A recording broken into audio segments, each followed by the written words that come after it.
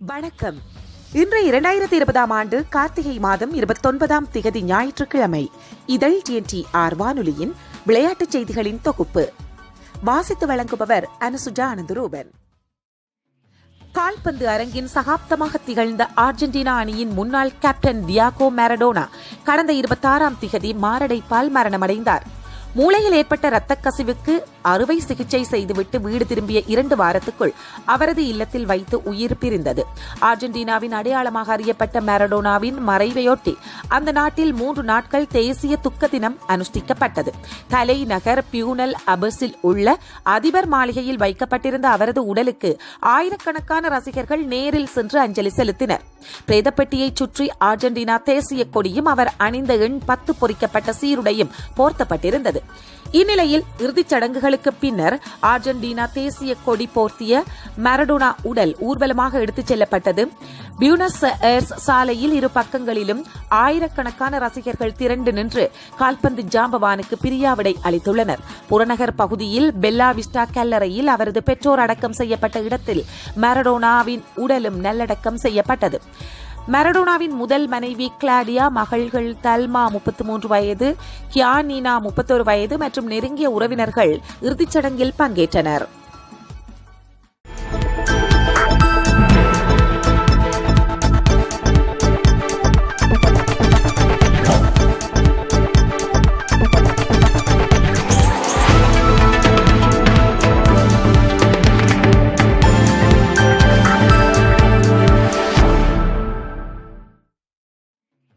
ஆஸ்திரேலியாவில் சுற்றுப்பயணம் மேற்கொண்டுள்ள இந்திய கிரிக்கெட் அணி 3 ஒருநாள், 3 20 ஓவர் மற்றும் 4 டெஸ்ட் போட்டிகளில் பங்கேற்கிறது.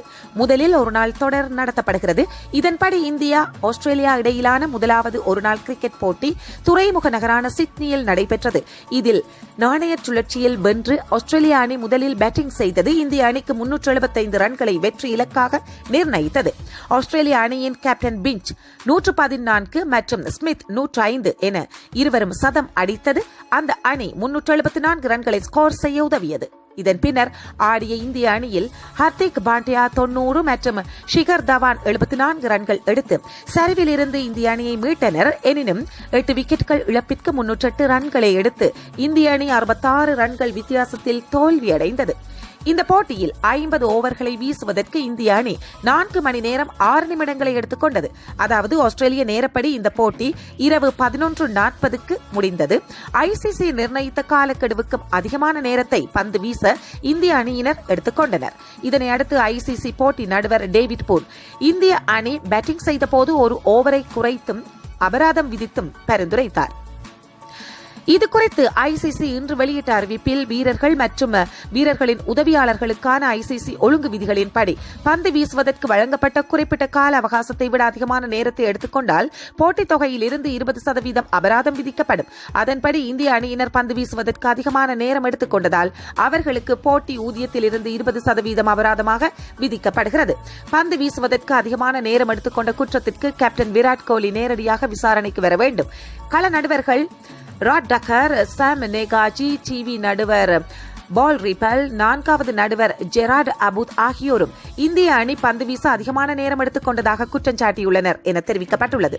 இந்த போட்டி குறித்து ஆஸ்திரேலிய அணி வீரர் ஸ்வீட் ஸ்மித் கூறுகையில், எனக்கு தெரிந்தவரை 50 ஓவர்கள் கொண்ட ஒருநாள் போட்டியில் அதிகமான நேரம் களத்தில் இருந்தது இந்த போட்டியாகத்தான் இருக்கும். முதல் இன்னிங்ஸில் இந்திய அணியினர் பந்து வீசுவதற்கு அதிகமான நேரம் எடுத்துக்கொண்டனர். அதாவது கூடுதலாக 45 நிமிடங்களை எடுத்துக்கொண்டனர். அதேபோல நாங்களும் சிறிது நேரம் எடுத்துக்கொண்டோம் என்று தெரிவித்தார். ஆஸ்திரேலிய அணிக்கு எதிராக நடைபெற்ற முதல் ஒருநாள் போட்டியில் 375 ரன்கள் எடுத்தால் வெற்றி என்கின்ற கடின இலக்குடன் களமிறங்கிய இந்திய அணி 8 விக்கெட்டுகள் இழப்பிற்கு 308 ரன்கள் மட்டுமே எடுத்து போட்டியில் தோல்வியடைந்தது. இந்நிலையில் வெஸ்ட் இண்டீஸ் அணியின் முன்னாள் வேகப்பந்து வீச்சாளரான மைக்கேல் ஹால்டிங் இப்போட்டி குறித்து பேசுகையில், இந்திய அணியில் நல்ல வீரர்கள் உள்ளனர். ஆனால் விராட் கோலி தலைமையிலான இந்திய அணி தோனி இல்லாமல் தடுமாறுவது எனக்கு உறுதியாக தெரியும். தோனி மிடில் ஆர்டரில் பேட்டிங் செய்ய வரும்போது சேசிங் செய்வதற்கான மொத்த பணியையும் அவர் எடுத்துக் கொள்வார். தோனி இருந்தபோது இந்திய அணி சிறப்பாக சேசிங் செய்தது. நாணய சுழற்சியில் வெல்ல வேண்டும் என்ற பயம் அவர்களுக்கு இல்லை. தற்போதைய அணியிலும் சிறந்த பேட்டிங் வரிசை உள்ளது. சில திறமையான வீரர்கள் அற்புதமான ஆட்டத்தை வெளிப்படுத்துவதை பார்க்க முடிந்தது. ஆனாலும் தோனி மாதிரி ஒரு வீரர் அணிக்கு தேவைப்படுகிறார். தோனி மாதிரி என்றால் தோனி போல திறமை கொண்ட வீரர் மட்டுமல்ல, அவரை போல வலிமையான வீரர் தேவை. இந்திய அணி சேசிங் செய்யும் போது தோனி பதற்றப்பட்டு நாம் பார்த்ததில்லை. அவருடைய திறமை என்னவென்று அவருக்கு தெரியும். அதே போல இலக்கை எப்படி எட்ட வேண்டும் என்பதும் அவருக்கு தெரியும். அவருடன் யார் பேட்டிங் செய்தாலும் அவர்களுடன் சகஜமாக பேசி அவர்களுக்கும் உதவுவார். ரன் சேசிங் தோனி கைதேர்ந்தவர் என்று தெரிவித்தார். பாகிஸ்தான் கிரிக்கெட் அணி நியூசிலாந்தில் சுற்றுப்பயணம் மேற்கொண்டு 3 20 ஓவர் போட்டிகள் மற்றும் 2 டெஸ்ட் போட்டிகளில் விளையாடியுள்ளது. முதல் 20 ஓவர் போட்டி வருகின்ற டிசம்பர் 18ஆம் தேதி நடைபெறுகின்றது. இதற்காக நியூசிலாந்து சென்றுள்ள பாகிஸ்தான் கிரிக்கெட் அணியினர் அந்த நாட்டு கொரோனா வழிகாட்டு நெறிமுறைகளின்படி 14 நாட்கள் தனிமைப்படுத்தப்படுவர். நியூசிலாந்தில் ஹோட்டல் ஒன்றில் தனிமைப்படுத்தப்பட்டுள்ள பாகிஸ்தான் அணி வீரர்களுக்கு 3வது நாளில் கொரோனா பரிசோதனை நடந்தது. இதில் இன்று வரை 7 வீரர்களுக்கு கொரோனா தொற்று உறுதி செய்யப்பட்டுள்ளது. அவர்கள் சிகிச்சைக்காக கொண்டு செல்லப்பட்டுள்ளனர். நியூசிலாந்து சுகாதாரத்துறை ஹோட்டலில் தங்கியுள்ள பாகிஸ்தான் வீரர்கள் குழுவாக பயிற்சியில் ஈடுபட அனுமதி வழங்கியிருந்தது. ஆனால் ஹோட்டலில் கொரோனா தடுப்பு விதிகளை மீறிய பாகிஸ்தான் அணியினர் ஹோட்டலில் சுதந்திரமாக நடமாடுவதும் உணவுகளை பரிமாறிக்கொள்வதும் கண்காணிப்பு கேமராவில் பதிவானது.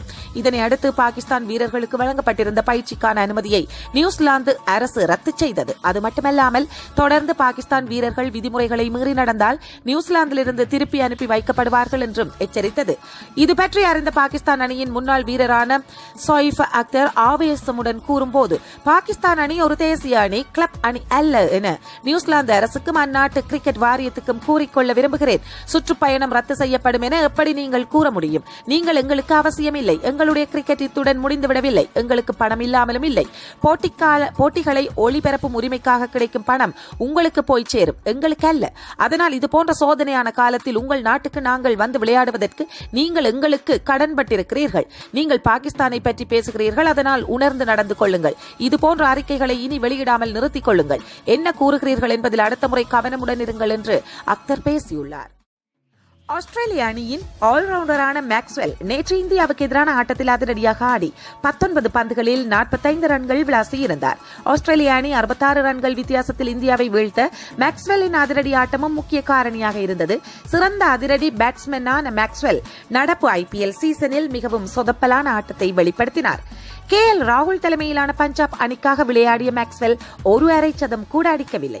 11 இன்னிங்ஸில் பேட் செய்து வெறும் 108 ரன்கள் மட்டுமே அடித்தார். அதிக தொகைக்கு ஏலமெடுக்கப்பட்ட மேக்ஸ்வெல்லின் சொதப்பலான ஆட்டத்தை முன்னாள் கிரிக்கெட் வீரர்கள் ஷேவாக் போன்றோர் சாடியிருந்தனர். இந்த நிலையில் மேக்ஸ்வெல் மற்றும் ஜேம்ஸ் நீஷம் இருவரும் சிறப்பாக விளையாடியதை KL ராகுல் விரக்தியுடன் நின்று பார்ப்பது போன்ற புகைப்படத்தை ட்விட்டரில் நெட்டிசன் ஒருவர் வெளியிட்டிருந்தார். இதற்கு பதிலளித்த ஜேம்ஸ் நீஷம், உண்மையில் இது மிகவும் நல்ல மீம் என்று பதிவிட்டிருந்தார். இந்த ட்விட்டருக்கு பதிலளித்த மேக்ஸ்வெல், பேட்டிங் செய்து கொண்டிருந்த போது KL ராகுலிடம் மன்னிப்பு கோரிவிட்டதாக கூறி ஸ்மைலியையும் பதிவிட்டுள்ளார். 11 அணிகள் பங்கேற்றுள்ள 7வது இந்தியன் சூப்பர் லீக் கால்பந்து தொடர் கோவாவில் நடந்து வருகிறது. இதில் நேற்று நடந்த முன்னாள் சாம்பியன் பெங்களூரு FC மற்றும் ஹைதராபாத் அணிகளிடையிலான ஆட்டம் கோல் எதுவும் இன்றி சமநிலையில் முடிந்தது. இன்று ஞாயிற்றுக்கிழமை 2 லீக் ஆட்டங்கள் நடக்கின்றன. மாலை 5 மணிக்கு நடக்கும் ஆட்டத்தில் ஜாம்ஷெட்பூர் FC ஒடிசா FC அணிகள் மோதுகின்றன. இரவு 7:30 மணிக்கு அரங்கேறும் ஆட்டத்தில் 2 முறை சாம்பியனான சென்னையின் FC கேரளா பிளாட்டர்ஸை எதிர்கொள்கின்றது. தனது முதல் ஆட்டத்தில் ஜாம்ஷெட்பூரை வீழ்த்தியிருந்த சென்னை அணி 2வது வெற்றியை நோக்கி களம் இறங்குகிறது. 7வது இந்தியன் சூப்பர் லீக் ISL கால்பந்து தொடர் கோவாவில் நடந்து வருகிறது. இதில் பங்கேற்றுள்ள 11 அணிகளும் தங்களுக்குள் தலா 2 முறை மோத வேண்டும். லீக் சுற்று முடிவில் முதல் 4 இடங்களை பிடிக்கும் அணிகள் அரையிறுதிக்கு தகுதி பெறும். இதில் செவ்வாய் இரவு நடந்த 5வது லீக் ஆட்டத்தில் முன்னாள் சாம்பியனான சென்னையின் FC அணி ஜாம்ஷெட்பூர் FC அணியை சந்தித்தது. முதல் நிமிடத்திலேயே சென்னை அணி கோல் கணக்கை தொடங்கி அட்டகாசப்படுத்தியது. அந்த அணி வீரர் இஸ்மான் கடத்தி கொடுத்த பந்தை சக வீரர் அனுருத் தாபா அருமையாக அடித்து கோல் ஆக்கினார். ISL வரலாற்றில் சென்னை அணியின் அதிவேக கோல் இதுவாகும்.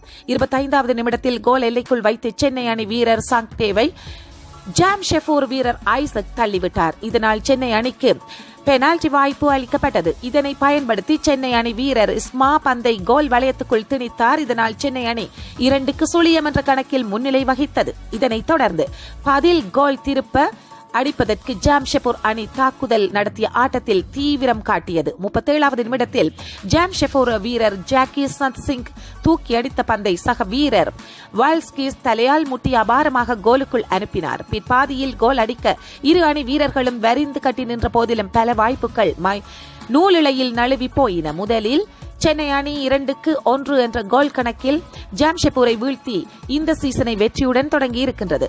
புதன்கிழமை நடைபெற்ற 6வது லீக் ஆட்டத்தில் FC Goa Mumbai city FC அணியினர் மோதின.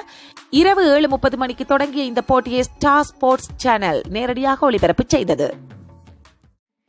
டிஸ்கவரி பிளஸில் ஷெரீனா வில்லியம்ஸின் ஆவணப்படத்தை பார்த்து இந்திய டென்னிஸ் வீராங்கனை தனது ட்விட்டரில் கூறிய விடயம் இது. டிஸ்கவரி பிளஸில் ஷெரீனாவின் படத்தை பார்த்த பிறகு எல்லா தாய்மார்களுக்கும் ஒரு நம்பிக்கை வந்துள்ளது. ஷெரீனா வில்லியம்ஸ், உங்கள் கதை இந்த கடிதத்தை எழுத எனக்கு ஊக்கமளித்தது. பீயிங் ஷெரீனா ஆவணப்படம் எனது அனுபவத்தை எதிரொலிக்கிறது என சானியா மிர்சா கூறியுள்ளார். 2010 பாகிஸ்தான் கிரிக்கெட் வீரர் சோயிப் மாலிக்கை மணந்த இந்திய டென்னிஸ் வீராங்கனை சானியா அக்டோபர் 2018 ஆண் குழந்தையொன்றை பெற்றெடுத்துள்ளார். அதன் பிறகு 2020 ஜனவரியில் டென்னிஸ் சுற்றுக்கு திரும்பி WTA ஹார்வர்ட் இன்டர்நேஷனல் 2020 நதியா கிச்சனானோக்குடன் இணைந்து இரட்டையர் பட்டத்தை வென்றார் என்பதும் குறிப்பிடத்தக்கது. ATP இறுதிச்சுற்று எனப்படும் ஆண்கள் டென்னிஸ் சாம்பியன்ஷிப் போட்டி லண்டனில் நடந்து வருகின்றது. டாப் 8 வீரர்கள் மட்டுமே கலந்து கொண்ட இந்த போட்டியில் நேற்று முன்தினம் இரவு நடந்த ஒரு அரை இறுதி ஆட்டத்தில் 2ஆம் நிலை வீரர் ரபேல் நடால், ஸ்பெயின் வீரர் இவர் 4ஆம் நிலை வீரர் டேனியல் மெட்வெடேவை, அதாவது ரஷ்ய வீரர் இவர் சந்தித்தார். இதில் முதல் செட்டை பாரிக் கொடுத்த மெட்வெடேவ் 2வது செட்டிலும் 4-5 என்று பின்தங்கி தோல்வியின் விளிம்புக்கு சென்றார். அதன் பிறகு சரிவில் இருந்து எழுச்சி பெற்று டை பிரேக்கர் வரை போராடி செட்டை வசப்படுத்திய மெட்வெடேவ் இறுதியில் நடாலுக்கு அதிர்ச்சி அளித்தார். 2 மணி 35 நிமிடங்கள் நீடித்த ஆட்டத்தின் முடிவில் மெட்வெடேவ் 3-6, 7-6, 6-3 என்ற செட் கணக்கில் நடாலை வெளியேற்றி இறுதிப் போட்டிக்குள் நுழைந்தார். கௌரவமிக்க இந்த போட்டித் தொடரில் நடால் இதுவரை பட்டம் வென்றதில்லை. அந்த சோகம் இந்த தடவையும் தொடர்கிறது. அது மட்டுமின்றி முதல் செட்டை கைப்பற்றி விட்டாலே நடால் பெரும்பாலும் வெற்றிக்கனியை பறித்து விடுவார். இப்படி தொடர்ந்து 71 ஆட்டங்களில் வெற்றி பெற்றிருந்தார். அந்த சிறப்பு முடிவுக்கும் வந்துவிட்டது இந்த போட்டியுடன்.